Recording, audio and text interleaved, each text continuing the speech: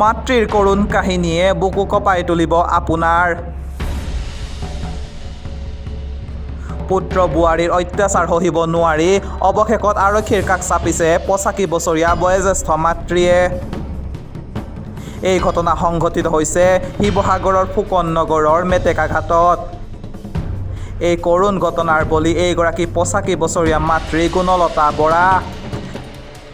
এখন মহাবিদ্যালয়ত কেৰাণীৰ চাকৰি কৰা পুত্ৰৰ সৈতে প্ৰথম অৱস্থাত থাকিবলৈ লোৱা এইগৰাকী বয়োজ্যেষ্ঠ মহিলাক এটা সময়ত পুত্ৰই ঘৰৰ পৰা উলিয়াই দিয়াৰ অভিযোগ উত্থাপন কৰে।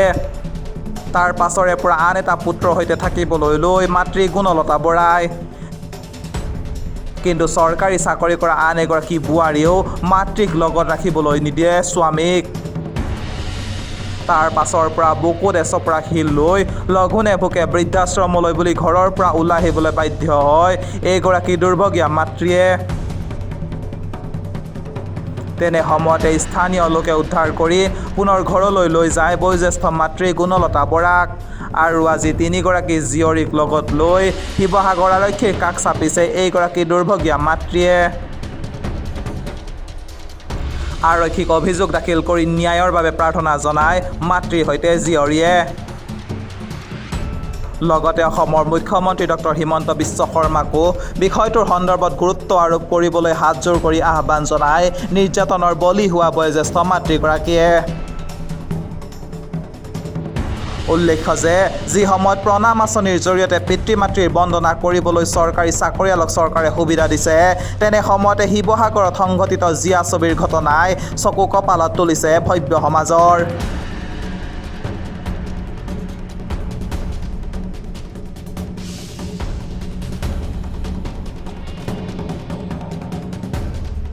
মোৰ নাম বিজুমণি গগৈ বৰা।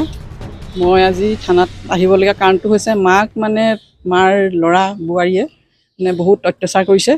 তাৰপিছতে থাকিবলৈ নিদিয়ে, বাহিৰলৈ উলিয়াই দিছে, খোৱা মেলা পৰা চব মাৰ পৰা আঁতৰত ৰাখিছে। এতিয়া উপায় নাপায়, এতিয়া আইনৰ ফালৰ পৰা কি ব্যৱস্থা লয়। আমাৰ ল'ৰা তিনিজনৰ ভিতৰত ডাঙৰজন ঢুকালে। তাৰপিছতে প্ৰথমতে খোৱা বোৱাবোৰ ডাঙৰ ঘৰটো চলে, মাজু ঘৰটো চলে, খোৱাটো মাজু ঘৰত। তাৰপিছতে যেতিয়া মোৰ ভাইটিটো ঢুকালে, তাৰপিছত মাক সিহঁতি বাহিৰ কৰি দিয়া নিচিনাই হ'ল আৰু। তাৰপিছতে সৰু ঘৰতে আছে তাৰ সৰুটো নহয়, মাজুটো ঘৰত আছে। তাৰপিছতে মাজুটোৰ ঘৰত থাকোঁতে কি হ'ল, সিও অত্যাচাৰ কৰি মাক উলিয়াই দিয়া পৰ্যায় পাইছেগৈ। সৰুটোৱে লৈ আহিলে তাতো সৰুটোৱে চোৱা চিতা কৰে, কিন্তু মানুহগৰাকীয়ে অলপমান হেৰি কৰে। তাৰপিছত দিনক দিনে আপোনাৰ অত্যাচাৰবোৰ বাঢ়ি গৈ বহুত বেয়া পৰ্যায় পাইছেগৈ। তাৰপিছতে পৰহি দিনাখন মা থাকিব নোৱাৰি ওলাই আহি ওচৰৰ দোকানত আহি ল'ৰাবোৰক কৈছে বৃদ্ধাশ্ৰমত থ'বলৈ। তাৰপিছত বৃদ্ধাশ্ৰমত নি ল'ৰাবোৰে বুজাই বঢ়াই থৈ আহিলে। তাৰপিছত ৰাতি কি হ'ল সেইখিনি আৰু মইতো নাজানিম, মায়েতো কৈছে আপোনালোকক। তাৰপিছতে কালি ৰাতিপুৱা ওচৰতে মোৰ ২ নম্বৰ ভনীজনী থাকে, তাত গৈ চাহ অকণ খাবলৈ গৈছিলে। গৈ আহি সোমাব নোৱাৰে আৰু ঘৰত। প্ৰত্যেকটো ঘৰত নহয়, অত্যাচাৰ নহয়, প্ৰত্যেকটো ঘৰত ভিতৰৰ ফালৰ পৰা লক। মা ইঘৰৰ বাৰাণ্ডাত আছে, সিঘৰৰ বাৰাণ্ডাত আছে, ৩ ঘৰ ভিতৰৰ ফালৰ পৰা লক, সৰুজনৰ লগত। তেওঁ নকৰে, মানুহগৰাকীয়ে কৰে। চৰকাৰী জয়সাগৰ চিভিল হস্পিটেলত কৰে, নাৰ্ছ কৰে। ডাঙৰ বোৱাৰীকে নকৰে। মোৰ ভাইটি চাকৰি কৰি আছিলে পাব্লিক হেল্থত কৰি আছিলে, তাৰ চাকৰি ৭-৮ বছৰ আছেই। তাৰপিছত ঢুকালে। এতিয়া সেই পেঞ্চন তেওঁ পায়। ধৰি লওক গোটেই সম্পূৰ্ণ পেঞ্চনটো তেওঁ পায়। ২ নম্বৰতে লাচিত কলেজত কৰে, চাকৰি কৰে, অজয় বৰা। নাৰাখে এতিয়া যদি ৰাখিলেহেঁতেন কালি দৰ্জাখন ভিতৰৰ ফালৰ পৰা বন্ধ কৰি বাহিৰত মা বাৰাণ্ডাত ৰাতিলৈকে বহি থাকিবলগীয়া পৰ্যায় নাপালেগৈ। এই অত্যাচাৰটো আজি ৩ বছৰ মানেই হ'ল। আমি ভাবোঁ যেন তেনে থাকক মেলক, মাকে বুজাওঁ অকণমান হেৰি কৰি, গালি দিলেও সহ্য কৰি থাকিবলৈ মেলিবলৈ বুজাওঁ, কিন্তু দিনক দিনে বাঢ়ি গৈ আৰু এইটো পৰ্যায় পাইছে। এতিয়া আমি কৈছোঁ মা এতিয়া বৃদ্ধাশ্ৰমত যাম বুলি কৈছে। এতিয়া আমাক কেইজনীৰ লগতে যেন তেনে আমি ৰাখিম বুলি ভাবিছোঁ। এজনীৰ লগত থাকিলেও আমি চবেই চোৱা চিতা কৰিম আৰু তেনেকৈ ভাবিছোঁ। তেওঁ অভিযোগ দিছে। ইয়াৰ আইনে কিবা ব্যৱস্থা এটা লওক। গুণলতা বৰা, ঘৰ ফুকন নগৰ মেটেকা ঘাট। মোৰ লগত হেৰি কি কয়, সৰু বোৱাৰীজনীয়ে ৰখাব নোখোজে, ল'ৰাটোৱে ৰখায়। সিয়ে ৰখাম বুলি লৈ গ'ল জয়ন্ত বৰা। তাৰপিছত সদায় কাজিয়া পেচাল লাগি থাকে ৰাতিয়ে দিনে। মই কিমান শুনি থাকিম ৰাতিয়ে দিনে। তাৰ লগতে কাজিয়া লাগিব আৰু তাৰ লগত কাজিয়া লাগিব, মোকো গালি পাৰে তাৰ লগতে। আৰু মোক ৰখোৱা পায়, তাৰ লগত গালি পাৰে তাক। তাৰপৰা সেইদিনা হেৰিয়াকে সৰিব নোৱাৰি এইফালে নামঘৰ দোকান আছে, তালৈ ওলাই আহিলোঁ। ল'ৰাবিলাকক লগ কৰিছোঁ মোক যেনে তেনে বৃদ্ধাশ্ৰমতে থৈ আহোঁগৈ বুলি।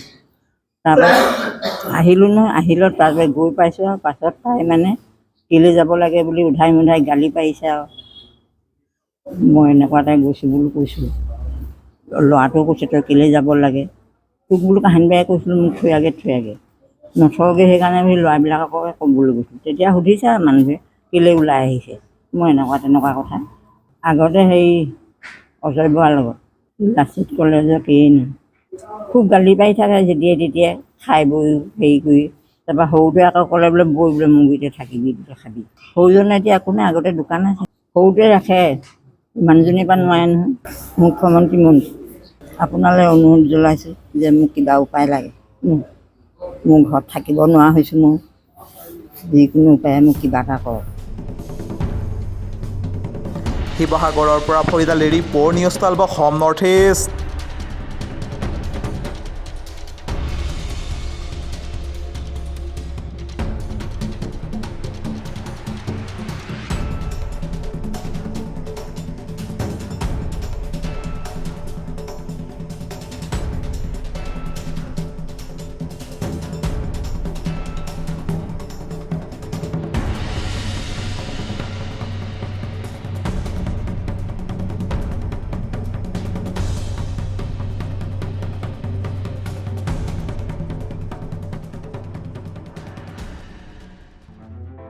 নিউজ 12 অসম নৰ্থ ইষ্ট, যাত্ৰা আমাৰ অবিৰত, সংকল্প অপ্ৰতিৰোধ্য।